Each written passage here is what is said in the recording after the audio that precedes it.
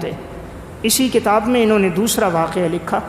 اسی طرح ایک نوجوان لڑکی تھی، اس نے زندگی گناہوں میں گزار دی، فسق و فجور میں اس کی زندگی گزرتی تھی، نیم برہنہ لباس پہنتی، باہر جاتی اور گھومتی تھی، موسیقی ہر وقت سنتی رہتی تھی، نماز اس نے کبھی پڑھی نہیں۔ عین شباب میں اس کا انتقال ہو گیا۔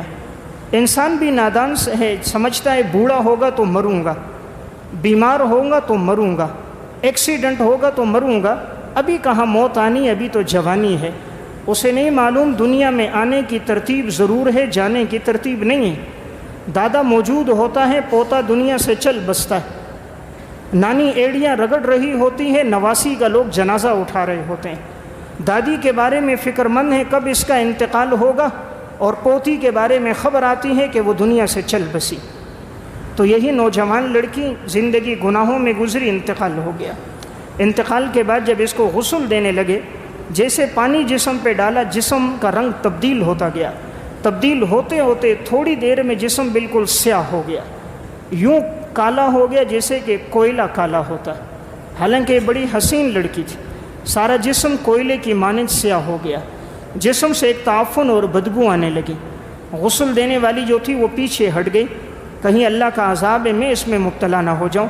اس نے غسل دینے سے انکار کر دیا۔ آخر کار جو گھر کی محرم کوئی عورت تھی، اس نے پانی ڈال کر غسل دے دیا۔ بہرحال جنازہ ہوا۔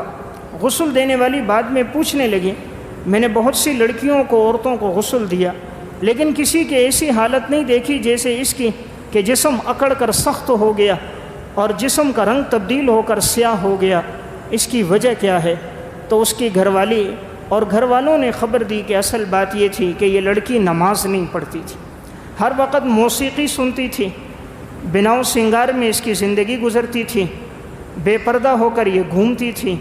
تو جیسے اس نے زندگی سیاہی میں گزاری، برے اعمال میں گزاری، اللہ نے جسم کو بھی اسی طرح سیاہ کر دیا۔